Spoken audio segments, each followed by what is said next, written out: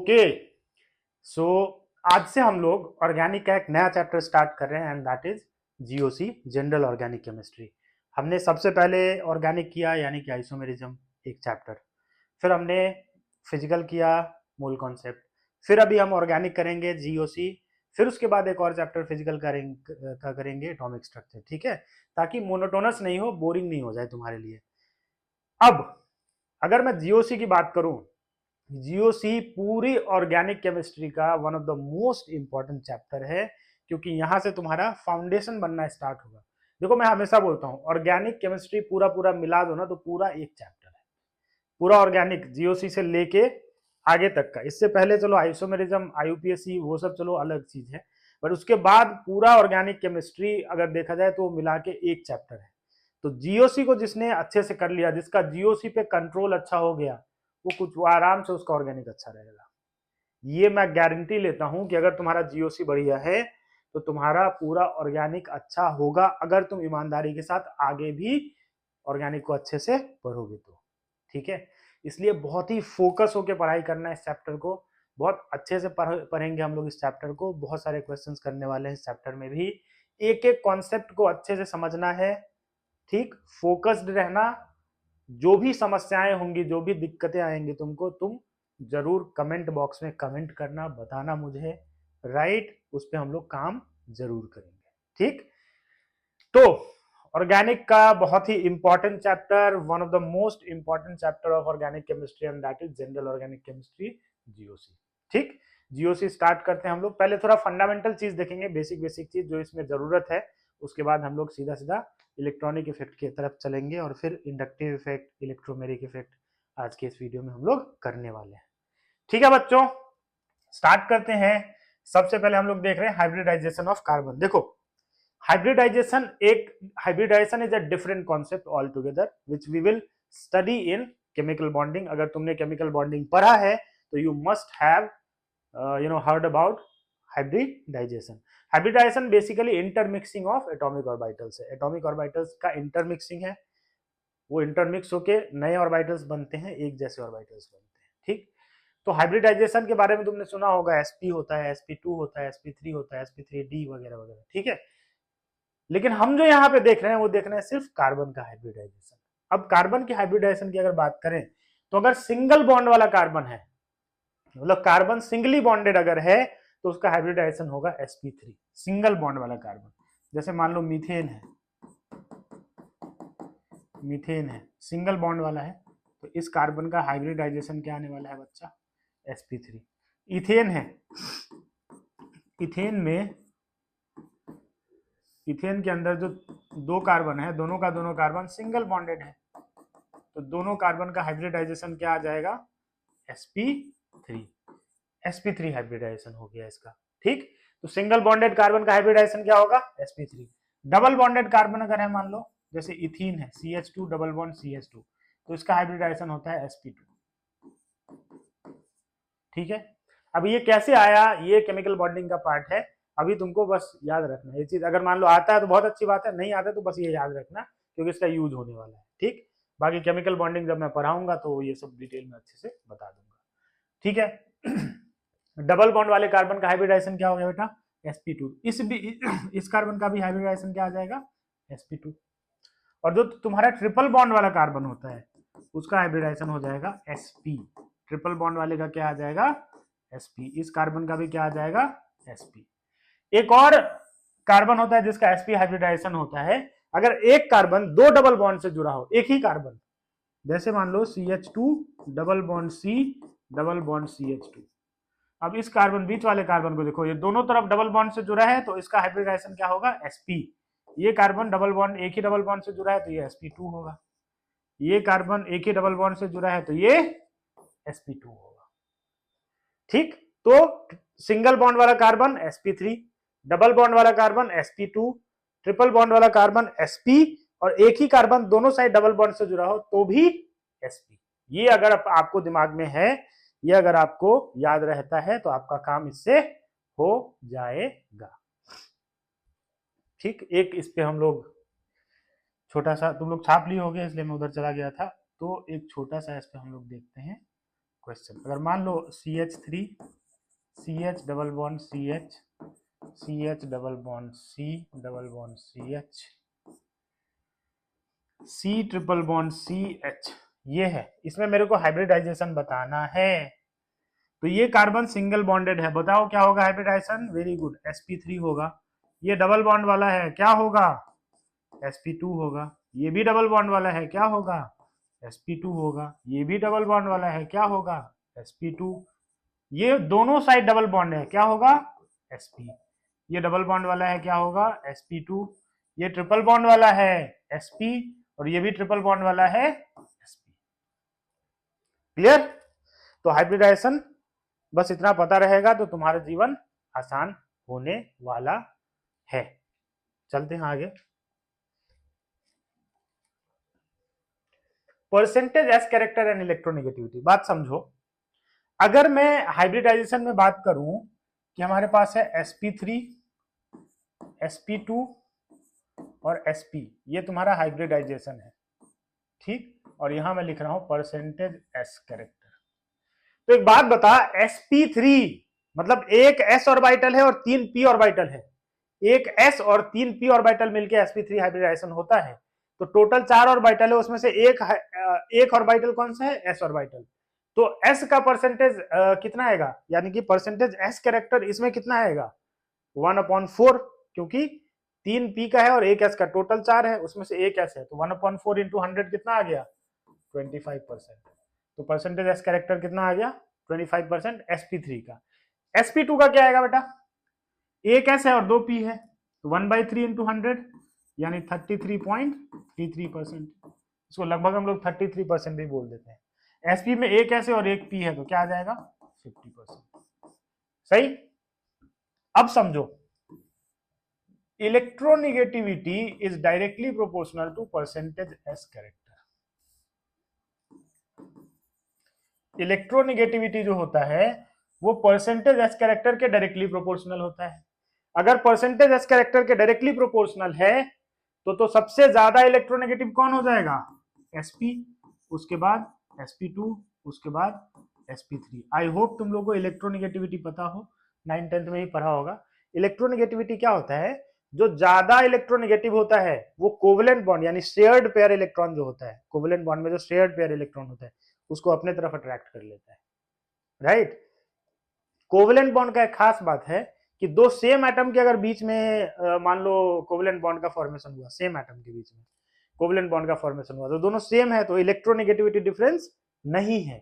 Electronegativity difference नहीं है तो भाई बीच में रहेगा, वो शेयर्ड पेयर एकदम बीच सेंटर पे रहेगा और इक्वल शेयरिंग ऑफ इलेक्ट्रॉन होगा दोनों के बीच में। पर अगर मान लो कि दो अलग अलग एटम्स हैं, एक ज्यादा इलेक्ट्रोनेगेटिव, एक ज्यादा शक्तिशाली है, एक कम शक्तिशाली है इलेक्ट्रॉन को अपने तरफ खींचने में, जो ज्यादा शक्तिशाली है वो इलेक्ट्रॉन को अपने तरफ अट्रैक्ट कर लेगा, तो उसके पास आ जाएगा, उसके क्लोज आ जाएगा और दूसरे वाले से दूर चला जाएगा। जिसके पास आ गया उस पर डेल्टा नेगेटिव चार्ज आता है। डेल्टा मतलब पार्शियल नेगेटिव, क्योंकि इलेक्ट्रॉन इसकी तरफ शिफ्ट हो गया है, राइट। तो जो ज्यादा इलेक्ट्रोनेगेटिव होता है वो इलेक्ट्रॉन क्लाउड को अपने तरफ अट्रैक्ट कर लेता है, शेयर्ड पेयर को अपने तरफ अट्रैक्ट कर लेता है और उस पर आ जाता है पार्शियल नेगेटिव चार्ज, और जो दूसरा होता है उस पर आएगा पार्शियल पॉजिटिव चार्ज। बात समझ आया? तो बेटा जो परसेंटेज एस कैरेक्टर जिसका ज्यादा होगा उसका इलेक्ट्रोनेगेटिविटी ज्यादा होगा। तो जो तुम्हारा ट्रिपल बॉन्ड वाला कार्बन होगा उसका इलेक्ट्रोनेगेटिविटी ज्यादा होगा, वो इलेक्ट्रॉन को अपने तरफ अट्रैक्ट करेगा। कौन से इलेक्ट्रॉन को? शेयर्ड पेयर इलेक्ट्रॉन को। कौन से इलेक्ट्रॉन को? शेयर्ड पेयर, बॉन्ड पेयर वाला जो इलेक्ट्रॉन होता है उसको। ठीक है, ठीक है। तो अगर मैं साइज ऑफ हाइब्रिड ऑर्बिटल की बात करूं तो साइज ऑफ हाइब्रिड ऑर्बिटल में सिंपल सा बात है भाई कि जैसे जैसे परसेंटेज एस कैरेक्टर बढ़ेगा वैसे वैसे साइज ऑफ हाइब्रिड ऑर्बिटल घटेगा। देखो नंबर ऑफ ऑर्बिटल्स ज्यादा इन्वॉल्व होगा तो ऑब्वियसली उसका साइज क्या रहेगा? ज्यादा रहेगा। तो परसेंटेज एस कैरेक्टर बढ़ रहा है तो साइज घट रहा है। इसके हिसाब से सबसे ज्यादा साइज किसका है? sp3 का। उसके बाद किसका है? sp3 के बाद sp2, उसके बाद किसका है? sp का। ये साइज है, overall size of hybrid orbital. ठीक है भाई साहब, चलिए छाप लीजिए इसको।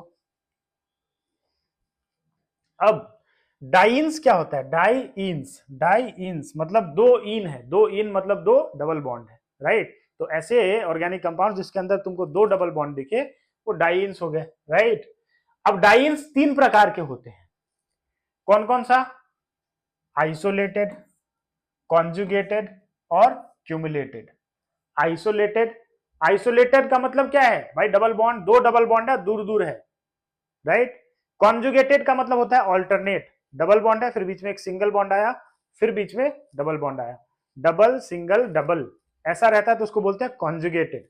और क्यूमुलेटेड का मतलब होता है लगातार, डबल बॉन्ड है फिर डबल बॉन्ड है, अगर ऐसा है तो उसको बोलते हैं क्यूमुलेटेड, ठीक। तो आइसोलेटेड में 2 डबल बॉन्ड के बीच में कम से कम एक sp3 हाइब्रिडाइज्ड कार्बन आना चाहिए, मतलब एक कार्बन ऐसा बीच में आना चाहिए कम से कम, ताकि इन दोनों के बीच में सेपरेशन रहे, आइसोलेटेड रहे।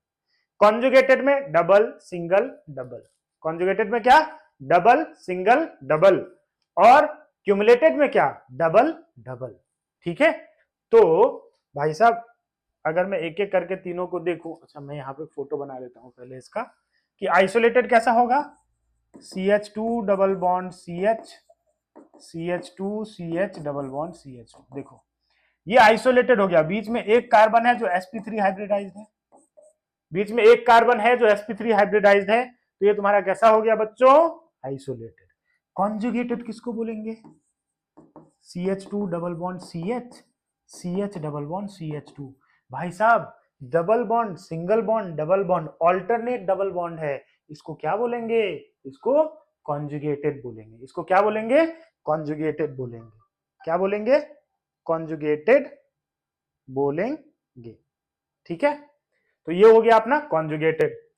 तीसरा है क्यूमुलेटेड।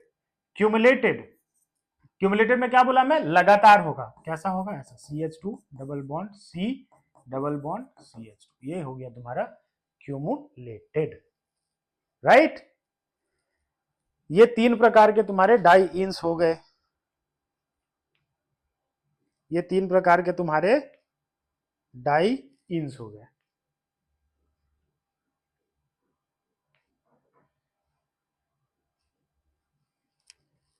ठीक है, चलो आगे चलते हैं। अब बॉन्ड जो है वो कैसे कैसे टूटता है, ब्रेकिंग ऑफ बॉन्ड, इसको बॉन्ड क्लीवेज भी बोलते हैं, इसको बॉन्ड फिजन भी बोलते हैं। तो जो ब्रेक होता है ना बॉन्ड, बॉन्ड बेसिकली 2 प्रकार से बॉन्ड ब्रेक होता है, एक होता है होमोलिटिक क्लीवेज और एक होता है हेट्रोलिटिक क्लीवेज। तो भाई ब्रेकिंग ऑफ बॉन्ड 2 प्रकार से होते हैं, कैसे कैसे होते हैं? हेट्रोलिटिक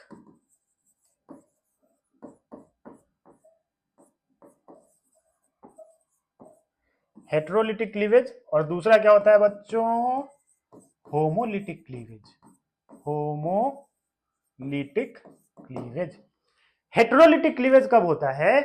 जब 2 एटम्स जो बॉन्डेड है उसके बीच में इलेक्ट्रोनेगेटिविटी डिफरेंस ठीक ठाक रहे, ठीक सफिशिएंटली लार्ज रहे, तो वो जो बॉन्ड टूटेगा वो जो ज्यादा इलेक्ट्रोनेगेटिव होगा वो दोनों इलेक्ट्रॉन, शेयर्ड पेयर वाला जो 2 इलेक्ट्रॉन था दोनों लेके जाएगा, तो जो ज्यादा इलेक्ट्रोनेगेटिव होगा वो नेगेटिव चार्ज लेके जाएगा, और जो ज्यादा कम इलेक्ट्रोनेगेटिव होगा वो पॉजिटिव चार्ज लेके जाएगा। अगर मैं तुमको बताऊं कि कार्बन है और कार्बन से क्लोरीन जुड़ा है, इधर बाकी 3 बॉन्ड है, कार्बन है, कार्बन से क्लोरीन जुड़ा है। अब अपने को पता है कि halogens are more electronegative than carbon, all halogens, चाहे वो फ्लोरीन हो, चाहे क्लोरीन हो, चाहे वो ब्रोमीन हो, चाहे वो आयोडीन हो। कार्बन से अगर वो ज्यादा इलेक्ट्रोनेगेटिव है तो इसमें जो शेयर्ड पेयर इलेक्ट्रॉन है, जब ये बॉन्ड टूटेगा तो जो शेयर्ड पेयर इलेक्ट्रॉन है ये कौन लेके जाएगा? क्लोरीन लेके जाएगा। तो कैसा टूटेगा? C इस पे चार्ज क्या आया? प्लस, और Cl पे चार्ज क्या आया? माइनस। एक कैटायन बनेगा और एक एनायन बनेगा। तो जब हेट्रोलिटिक क्लीवेज होगा तो आयंस प्रोड्यूस होंगे, एक कैटायन प्रोड्यूस होगा और एक एनायन, किस में? हेट्रोलिटिक। और हेट्रोलिटिक होगा कहां? जब इलेक्ट्रोनेगेटिविटी डिफरेंस है, जब इलेक्ट्रोनेगेटिविटी डिफरेंस है, डेल्टा इलेक्ट्रोनेगेटिविटी है, राइट। और होमोलिटिक क्लीवेज कब होगा? जब इलेक्ट्रोनेगेटिविटी डिफरेंस ना हो या बहुत कम, राइट। कब होगा? When electronegativity difference is absent और नेग्लिजिबल। अगर एब्सेंट हो ही नहीं, या फिर नेग्लिजिबल हो। जैसे मान लो कि कार्बन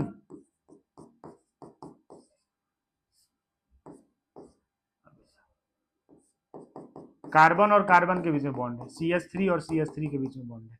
अब यहाँ पे 2 इलेक्ट्रॉन है। कितना इलेक्ट्रॉन है भाई साहब? 2 इलेक्ट्रॉन है। बॉन्ड में 2 इलेक्ट्रॉन होगा। जब ये टूटेगा तो 1 इलेक्ट्रॉन ये लेके जाएगा और 1 इलेक्ट्रॉन ये लेके जाएगा। क्यों? क्योंकि इलेक्ट्रोनेगेटिविटी डिफरेंस है ही नहीं, राइट। जब इलेक्ट्रोनेगेटिविटी डिफरेंस नहीं है तब तो भाई बोलेगा, ये बोलेगा क्या, अपने आप चुपचाप लेके चला जाएगा। कोई न ये शक्तिशाली है, नहीं, दोनों भाई भाई है, राइट, दोनों भाई भाई है। बोलेगा भाई 1 इलेक्ट्रॉन मैं ले लेता हूँ, 1 तुम ले लो, चलो अपने घर चलते हैं। तो ये क्या बनाएगा बेटा? ये बनाएगा CH3 dot plus CH3 dot. Free radical बोलते हैं इसको। इसको क्या बोलते हैं? Free radical. आगे चल के बहुत ही विस्तार से पढ़ेंगे इसके बारे में हम लोग। इसको क्या बोलते हैं प्यारे बच्चों? Free radical. होमोलिटिक क्लीवेज में क्या बनता है? Free radical. हेट्रोलिटिक क्लीवेज में क्या बनता है? आयंस। एक बनेगा कैटायन और एक बनेगा एनायन। एक बनेगा कैटायन और एक बनेगा एनायन, राइट। तो इस ऐसे ही 2 प्रकार से क्लीवेज होता है बॉन्ड का, एक होमोलिटिक और एक हेट्रोलिटिक। अब आते हैं इलेक्ट्रॉनिक इफेक्ट्स। यहां से चैप्टर स्टार्ट होता है। इलेक्ट्रॉनिक इफेक्ट क्या है? इलेक्ट्रॉन्स के मूवमेंट या शिफ्टिंग की वजह से जो इफेक्ट प्रोड्यूस होता है उसको इलेक्ट्रॉनिक इफेक्ट बोलते हैं। इलेक्ट्रॉन के शिफ्टिंग से या इलेक्ट्रॉन के डीलोकल, एक जगह से उठ के दूसरे जगह चला जाए या खिसके ऐसा शिफ्ट हो, ऐसे इस कारण से जो इफेक्ट प्रोड्यूस होता है उसको क्या बोलते हैं? Electronic effect. तो पुश या पुल की वजह से जो इफेक्ट क्रिएट हो उसको बोलेंगे electronic effect. So these effects are caused by the push और pull of electron density within the same molecule. Molecule के अंदर ही अंदर होगा, राइट। इफेक्ट जो है इलेक्ट्रॉनिक इफेक्ट वो विद इन द मॉलिक्यूल होगा, राइट। तो इलेक्ट्रॉन डेंसिटी का शिफ्टिंग होगा पुश और पुल की वजह से, which leads to permanent polarisation और टेम्पररी शिफ्ट। इलेक्ट्रॉन या तो कंप्लीटली परमानेंटली शिफ्ट हो जाए, परमानेंटली पोलराइज हो जाए, या तो टेम्पररीली शिफ्ट हुआ है फिर वापस आ सकता है या वापस आ जाएगा। तो अगर टेम्पररी शिफ्टिंग होता है तो उसको टेम्पररी शिफ्ट, मतलब उसको टेम्पररी शिफ्ट बोलेंगे, और कंप्लीटली हमेशा के लिए अगर शिफ्टिंग हो जाए तो उसको बोलेंगे परमानेंट डिलोकलाइजेशन या परमानेंट शिफ्टिंग हो गया है। तो ये 2 प्रकार से होता है, दोनों चीज अभी देखेंगे। अभी आज के ही लेक्चर में इंडक्टिव इफेक्ट जो है वो परमानेंट इफेक्ट है, और जो तुम्हारा इलेक्ट्रोमेरिक इफेक्ट है वो टेम्पररी इफेक्ट है। तो आज ही के लेक्चर में तुमको ये दोनों चीज समझ में आ जाएगा, परमानेंट और टेम्पररी क्या मैं बात कर रहा हूं। थोड़ा जल पी लेता हूं, तब तक तुम लोग इसको लिख लो।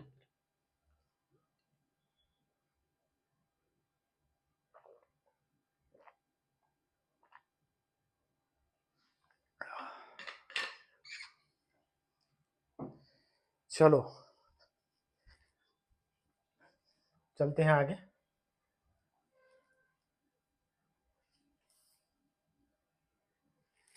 ठीक है, अब इलेक्ट्रॉनिक इफेक्ट कितने प्रकार के होते हैं? 4 प्रकार के होते हैं। कौन कौन से हैं? Inductive effect, electromeric effect, mesomeric effect जिसको रेजोनेंस भी बोलते हैं, हाइपर कॉन्जुगेशन इफेक्ट जिसको बेकर नाथन इफेक्ट भी बोलते हैं। ठीक, तो आज के इस वीडियो में यही दोनों इफेक्ट हम पढ़ेंगे। अगले वीडियो में हम लोग मेसोमेरिक पढ़ेंगे, राइट। मेसोमेरिक इफेक्ट तो बहुत बड़ा है, कोशिश करेंगे वीडियो में निपटाने का, बट एक वीडियो में निपटेगा नहीं, वो बहुत बड़ा है। ठीक है, तो इंडक्टिव इफेक्ट और इलेक्ट्रोमेरिक इफेक्ट अभी हम लोग देखने वाले हैं। चलते हैं इंडक्टिव इफेक्ट की तरफ। इंडक्टिव इफेक्ट क्या है? देखो अभी तुम लोग को बताया, जब 2 अनलाइक एटम्स के बीच में कोवेलेंट बॉन्ड का फॉर्मेशन होता है तो इक्वल शेयरिंग नहीं होगा उसमें। जो ज्यादा शक्तिशाली है वो शेयर्ड पेयर को अपने तरफ अट्रैक्ट करेगा, राइट। वही लिखा है यहाँ पे कि when 2 unlike elements form covalent bond then the electron pair of sigma bond is never shared equally. More electronegative atom attracts the shared pair towards itself. जो ज्यादा इलेक्ट्रोनेगेटिव एटम होगा वो शेयर्ड पेयर को अपने तरफ अट्रैक्ट करेगा। अब जैसे ये कार्बन है, इससे कोई ग्रुप लगा दिया G, अब ये ग्रुप 3 प्रकार का हो सकता है।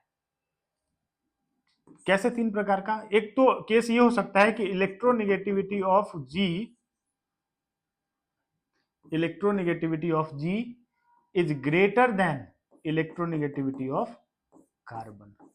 जैसे मान लो हैलोजेंस है, जैसे हैलोजेंस है, फ्लोरीन है, क्लोरीन है, ब्रोमीन है, आयोडीन है, राइट। ऐसे ही ऑक्सीजन भी हो सकता है, राइट। तो जो ज्यादा इलेक्ट्रोनेगेटिव है, तो एक तो केस हो सकता है कि जो ज्यादा इलेक्ट्रोनेगेटिव है। दूसरा केस ये ग्रुप क्या हो सकता है, दूसरा केस हो सकता है कि इन दोनों का इलेक्ट्रोनेगेटिविटी नियरली सेम हो, right. Electronegativity of G is almost same as electronegativity of carbon. जैसे कार्बन और हाइड्रोजन का इलेक्ट्रोनेगेटिविटी नियरली सेम है, although carbon is more electronegative than hydrogen, but nearly same है। तो इसको हम लोग बहुत ज्यादा पोलर नहीं बोलेंगे, स्लाइटली पोलर होता है, तो उतनी आसानी से बॉन्ड टूटता भी नहीं है, राइट। पोलराइजेशन उतना होता नहीं है। और तीसरा क्या हो सकता है, electronegativity of G is less than electronegativity of carbon. लिखने में थोड़ा अजीब सा हो गया, इसको ठीक कर देते हैं। Electronegativity of G is less than electronegativity of carbon. सोच के बताओ तो ऐसा किस में हो सकता है, कब हो सकता है कि भाई जो ग्रुप लगा है उसका ही इलेक्ट्रोनेगेटिविटी ज्यादा हो जाए, सॉरी कम हो जाए, और कार्बन का ज्यादा हो जाए। तो ऐसा कब होगा, जब ये मेटल्स हो, जैसे मैग्नीशियम होता है, लिथियम होता है, ये सभी कोवलेंट बॉन्ड बनाता है, राइट। एल्काइल लिथियम बनता है, ग्रिग्नार्ड रिएजेंट बनता है RMgX। तो मैग्नीशियम और कार्बन के जो बॉन्ड बनता है वहां पे कार्बन ज्यादा इलेक्ट्रोनेगेटिव होगा, राइट। अब इसका क्या मतलब है, ये क्या बता रहे हो सर, ये इसलिए बता रहा हूं कि अगर ये ज्यादा इलेक्ट्रोनेगेटिव होगा तो ये शेयर्ड पेयर को अपने तरफ खींचेगा, और अगर ये कम इलेक्ट्रोनेगेटिव होगा तो कार्बन शेयर्ड पेयर को अपने तरफ खींचेगा। और अगर शेयर्ड पेयर को पुल और पुश किया जा रहा है उसके वजह से पोलराइजेशन होगा कि नहीं, एक पे पार्शियल पॉजिटिव, एक पे पार्शियल नेगेटिव। इसमें पार्शियल चार्ज क्यों बोल रहा हूं मैं, क्योंकि इलेक्ट्रॉन कंप्लीटली नहीं ले लिया है, उसको अट्रैक्ट किया अपने तरफ, मतलब है उसके पास भी, बट उस क्लाउड को अपने तरफ अट्रैक्ट किया, इसके पास आ गया है, वो इसके घर में नहीं आया है, इसके पास आ गया है।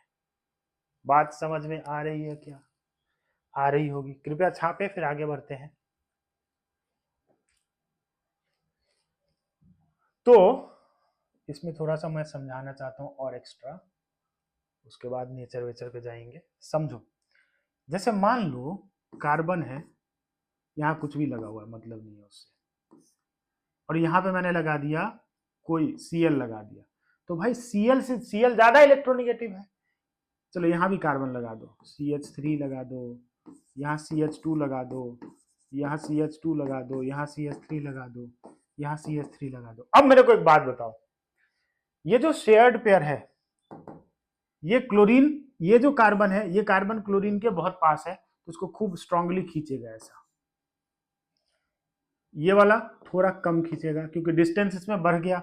इस बॉन्ड का भी इलेक्ट्रॉन खींचेगा, इलेक्ट्रोनेगेटिविटी ज्यादा है। देखो, जो ज्यादा शक्तिशाली होता है वो जो जो उसके बहुत पास है, एकदम पड़ोसी है, उसको तो अट्रैक्ट करता ही है। जो पावरफुल है उसको डरा धमका के रखता है, बेचारा डर के इसके घर पे आएगा, जी बाबूजी, जी बाबूजी, नमस्ते नमस्ते, हर काम कर देगा, सब हो जाएगा, राइट। जो उसके बाजू में घर, उसका उसके बाजू का जो जिसका घर होगा, उसका उस पर इफेक्ट थोड़ा सा कम होगा।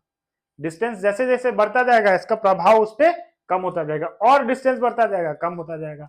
अब मान लो दूसरे ही गांव में चला गया तो इफेक्ट और कम हो जाएगा, दूसरे जिला में चला गया तो इफेक्ट बिल्कुल ही नेग्लिजिबल हो जाएगा। यही होता है इंडक्टिव इफेक्ट। ये इंडक्टिव इफेक्ट जो है ये डिस्टेंस डिपेंडेंट इफेक्ट है।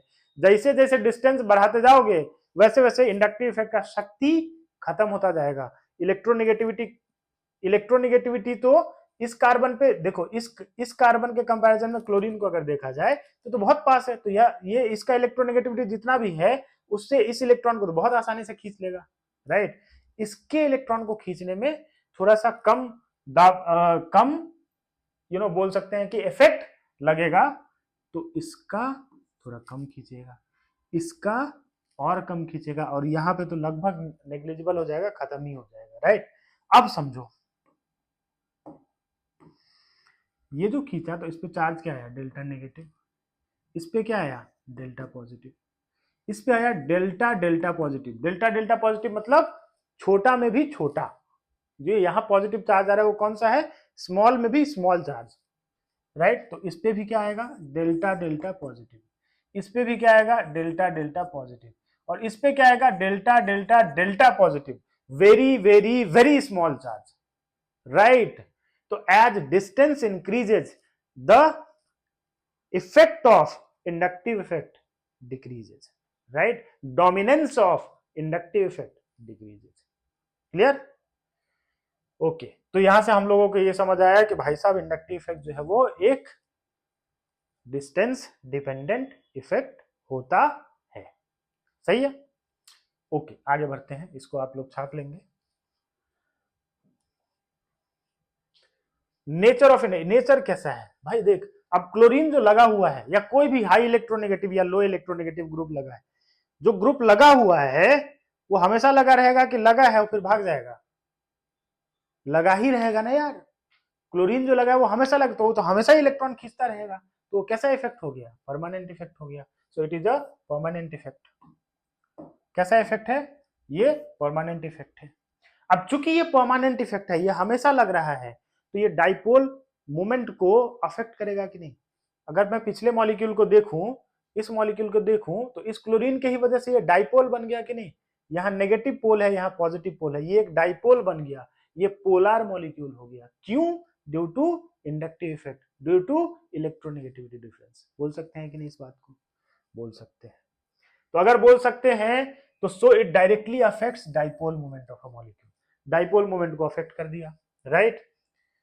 अच्छा, क्या ये स्ट्रॉन्ग इफेक्ट है या वीक इफेक्ट है? वीक इफेक्ट है। क्यों? पहली बात कि जो तुम्हारा इंडक्टिव इफेक्ट होता है ये सिर्फ सिग्मा बॉन्ड के थ्रू ऑपरेट होता है। पाई बॉन्ड तो साइडवेज है ना, पाई बॉन्ड एक दूसरे से कनेक्ट ही नहीं कर पाएगा, तो ये पाई बॉन्ड के थ्रू ट्रांसफर ही नहीं होगा। तो ट्रांसफर किसके थ्रू हो रहा है? सिग्मा बॉन्ड के थ्रू, क्योंकि सिग्मा बॉन्ड ऐसे करके सबसे एक दूसरे से कनेक्टेड है। सिग्मा बॉन्ड यहाँ है, फिर दूसरे वाले में भी सिग्मा। जब भी पाई बॉन्ड होगा तो तुमको ये बात पता है कि पाई बॉन्ड पहले जो बॉन्ड बनेगा, पाई बॉन्ड डबल बॉन्ड या ट्रिपल बॉन्ड में आता है, हमेशा दो एटम के बीच में जो पहला बॉन्ड बनता है वो सिग्मा बॉन्ड बनता है। तो अगर पाई बॉन्ड है कहीं पे तो सिग्मा बॉन्ड होगा तभी पाई बॉन्ड है, नहीं तो पाई बॉन्ड होगा ही नहीं। बात समझ रहे हो? डबल बॉन्ड है तो एक सिग्मा एक पाई में पहला सिग्मा ही बना होगा, तो सिग्मा बॉन्ड से तो सब कनेक्टेड है। तो सिग्मा बॉन्ड से अगर सब कनेक्टेड है तभी तो वो सिग्मा बॉन्ड के थ्रू ऑपरेट हो सकता है, इलेक्ट्रॉन को अट्रैक्ट कर सकता है सिग्मा बॉन्ड के थ्रू, क्योंकि वो कनेक्टेड है एक दूसरे से। बात समझा? इसलिए पाई बॉन्ड के थ्रू ऑपरेट नहीं होता है। तो अब ये क्या है, ये तो शेयर्ड पेयर को अट्रैक्ट कर रहा है अपनी तरफ, पार्शियल चार्ज आ रहा है, तो वीक इफेक्ट है। तो it is a weak effect as the shifting of electron only takes place through sigma bond. Weak effect. क्या ये डिस्टेंस डिपेंडेंट इफेक्ट है? Yes, it is a distance dependent effect. अच्छा, चूंकि ये डाइपोल मोमेंट को alter कर दिया तो ये फिजिकल और केमिकल प्रॉपर्टीज दोनों को, अब डाइपोल मोमेंट खुद फिजिकल प्रॉपर्टी है, तो डाइपोल मोमेंट को ऑल्टर कर दिया तो ये फिजिकल प्रॉपर्टी को तो ऑल्टर कर ही दिया। अब जैसे ही पोलैरिटी आएगा तो भाई केमिकल रिएक्शन भी तो अलग अलग हो जाएगा।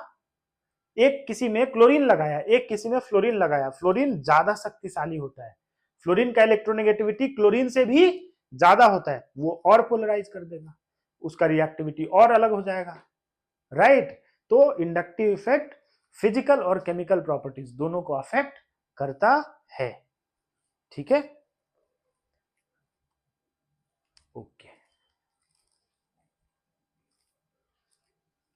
टाइप्स ऑफ इंडक्टिव इफेक्ट कितने प्रकार के हैं? दो प्रकार। इंडक्टिव इफेक्ट दो प्रकार का होता है, एक होता है इलेक्ट्रॉन डोनेटिंग ग्रुप, ऐसे ग्रुप जो इलेक्ट्रॉन दे रहा है, रिलीजिंग, इलेक्ट्रॉन डोनेटिंग या इलेक्ट्रॉन रिलीजिंग, और एक होता है इलेक्ट्रॉन विड्रॉइंग।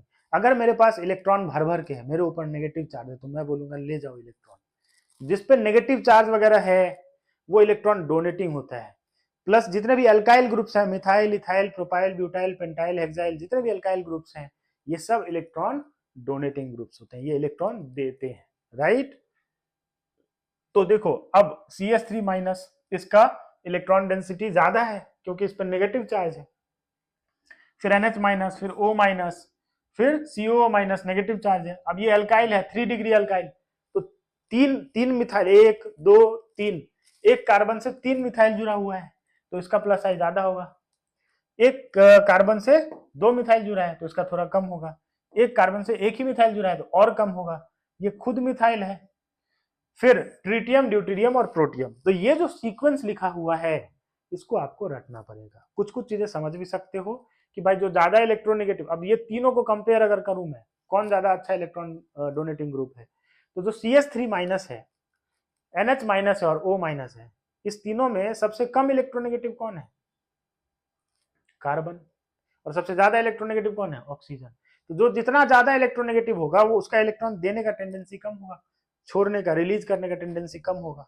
इसलिए इन तीनों में सबसे ज्यादा कार्बन वाला है, फिर नाइट्रोजन वाला, फिर ऑक्सीजन वाला। ऐसे करके कुछ कुछ चीजों को लॉजिक और कुछ कुछ चीजों को रटना पड़ेगा, राइट? तो आपको क्लियर रहेगा। और ये याद कर लेना, इसका दूसरा कोई तुम्हारा सब्सटीट्यूट नहीं है, रटना ही पड़ेगा। ये प्लस आई का ऑर्डर है और ये माइनस आई का ऑर्डर है। माइनस आई का ऑर्डर भी तुमको रटना पड़ेगा, रट लेना, बहुत ही ज्यादा यूज है। इंडक्टिव इफेक्ट से क्वेश्चन नहीं आएगा, बट इंडक्टिव इफेक्ट के बिना ये चैप्टर समझना तुम्हारे लिए मुश्किल है, राइट? हर चीज, हर तार एक दूसरे से कनेक्टेड है। तो इसको प्लीज आप लोग रट लेंगे, राइट? 3-4 बार पढ़ोगे, 10 बार पढ़ोगे तो खुद ही याद हो जाएगा। टारगेट सेट किया करो कि मुझे रटना है, मुझे याद होना चाहिए। कैसे नहीं याद होगा? अगर इस माइंडसेट के साथ चलते हो तो चीजें याद रहेंगी। हाइड्रोजन बॉर्डर है, देख रहे हो, हाइड्रोजन बॉर्डर है, ठीक? हाइड्रोजन के इधर वाला जो है वो प्लस आई है, इधर वाला जो है वो माइनस आई, राइट? और सीधा सीधा बात समझना, जो ज्यादा इलेक्ट्रोनेगेटिव है, नेगेटिव इलेक्ट्रोनेगेटिव है, वो इलेक्ट्रॉन अपने तरफ खींचेगा। अब कोई मान लो मेटल जुड़ा हुआ है, तो मेटल इलेक्ट्रोपॉजिटिव होता है, तो इलेक्ट्रॉन को पुश करेगा, तो वो इलेक्ट्रॉन डोनेटिंग होगा। ऐसे भी समझ सकते हो, राइट? तो as you progress, as you go into the chapter, as you go into, as you go deep into organic chemistry, जब तुम 4-5 चैप्टर पढ़ लोगे तो ये सब चीज वैसे ही याद हो जाएगा, राइट? इतना बार यूज होगा कि खुद ही याद हो जाएगा तुमको। बट इसका मतलब ये नहीं है कि अभी याद नहीं करना, ठीक? याद कर लेना इसको। ये इंडक्टिव इफेक्ट था। अब मैंने तुमको बता दिया ये चीज कि इंडक्टिव इफेक्ट डिस्टेंस के इनवर्सली प्रोपोर्शनल होता है। जैसे जैसे दूरी बढ़ती जाएगी, इंडक्टिव इफेक्ट का प्रभाव कम होता जाएगा। जैसे एक एग्जांपल देखो, कार्बन कार्बन कार्बन, और यहाँ मैंने COOH लगा दिया, यहाँ मैंने लगाया Cl।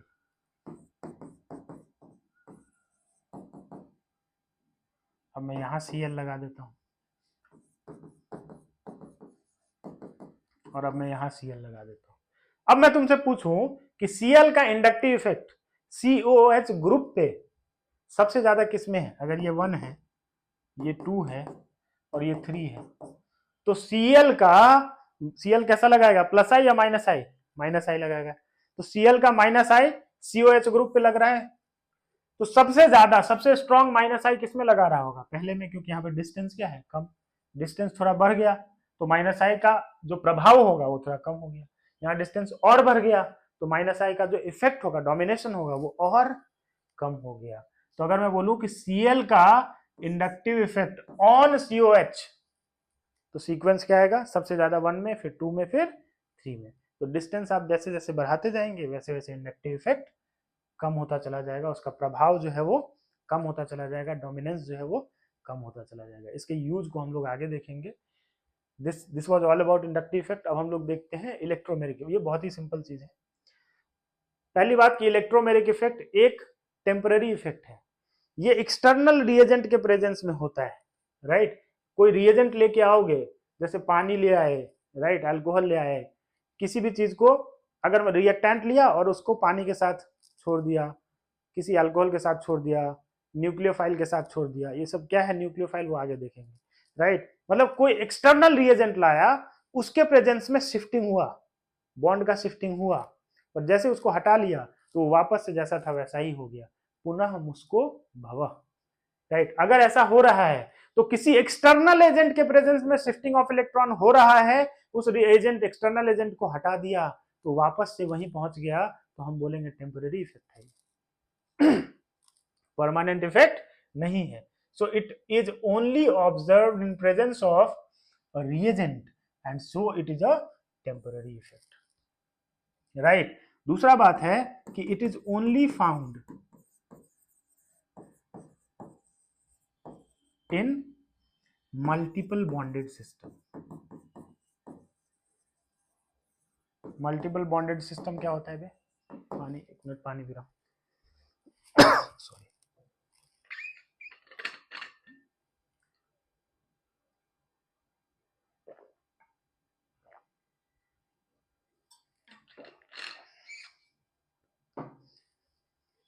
मल्टीपल बॉन्डेड सिस्टम क्या होता है भाई?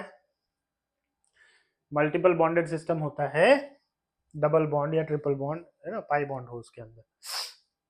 तो इट इज ओनली, जैसे मान low carbon double bond oxygen ऐसा है, इसमें होगा कार्बन डबल बॉन्ड कार्बन, इसमें होगा कार्बन ट्रिपल बॉन्ड कार्बन, इसमें होगा, इस सब में होगा, right, carbon triple bond nitrogen, इस सब में इलेक्ट्रोमेरिक इफेक्ट होगा। कैसे होगा? देखो, जैसे मान low carbon double bond carbon है और इस दोनों कार्बन से कुछ कुछ जुड़ा है, मैंने रिएजेंट डाला, रिएजेंट एडेड, मैंने रिएजेंट डाला तो ये पाई बॉन्ड ऐसे मान लो शिफ्ट हो गया, किसी एक तरफ शिफ्ट होगा तो हमने शिफ्ट करा दिया सामने वाले साइड, इधर शिफ्ट हुआ तो यहाँ माइनस आ गया, यहाँ प्लस आ गया, और reagent removed,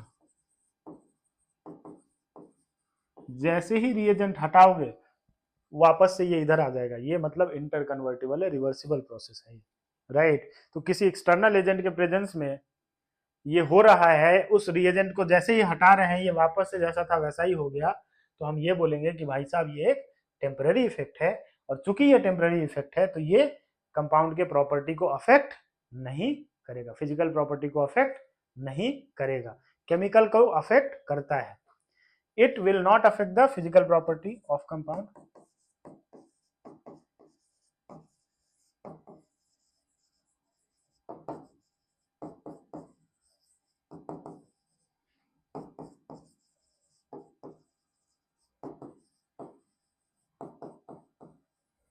But it will affect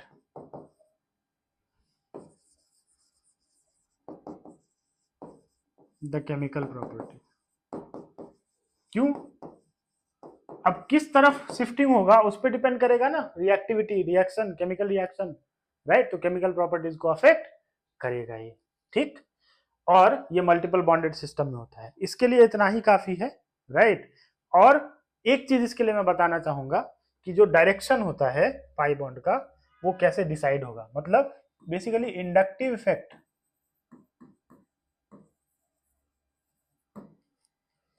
affects the direction of shifting of pi electron in electromeric effect.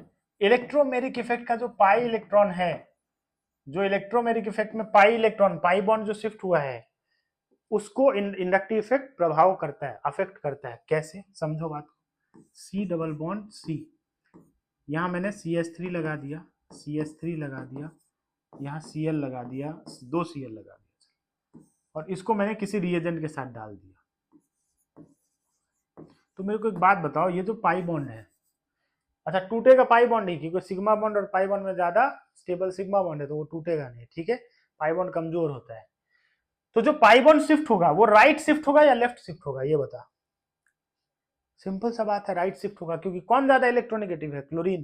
Chlorine ज्यादा इलेक्ट्रोनेगेटिव है, वो इलेक्ट्रॉन को अपनी तरफ अट्रैक्ट करेगा, अट्रैक्ट करेगा, तो जब ये बॉन्ड टूट रहा होगा तो बोलेगा भाई तुम मेरे तरफ आ, मैं ज्यादा शक्तिशाली हूं, कहां जा रहा है, इधर, राइट। और CH3 ऑलरेडी इलेक्ट्रॉन डोनेटिंग है, तो ये बोलेगा तू मेरे पास मत आ, भाग यहां से, तो यहां से इलेक्ट्रॉन इधर ही जाएगा, ये भी सपोर्ट कर रहा है और Cl भी सपोर्ट कर रहा है, तो शिफ्ट हो गया राइट साइड में। तो क्या इंडक्टिव इफेक्ट की वजह से ये डिसाइड हुआ कि किधर जाएगा शिफ्टिंग? बिल्कुल हुआ। तो inductive effect will surely decide the direction of shifting of pi electron in electromeric effect. Why? Because it also alters the stability. We are going to study about stability of these positively charged and negatively charged carbon, cation and anion, or you can say carbocation and carbon ion in detail in coming lectures. ठीक है? तो क्या inductive effect affect करता है direction of shifting को electromeric effect में? The answer is yes, it will affect the direction of shifting in electromeric effect, right. So this was all about electromeric effect and inductive effect. अगले lecture में हम लोग mesomeric effect यानी resonance से आगे बढ़ेंगे, resonance पढ़ेंगे, राइट। तब तक के लिए टाटा बाय बाय, शब्बा खैर, मिलते हैं अगले वीडियो में। जम के मेहनत करते रहो भाई। Thank you so much everyone.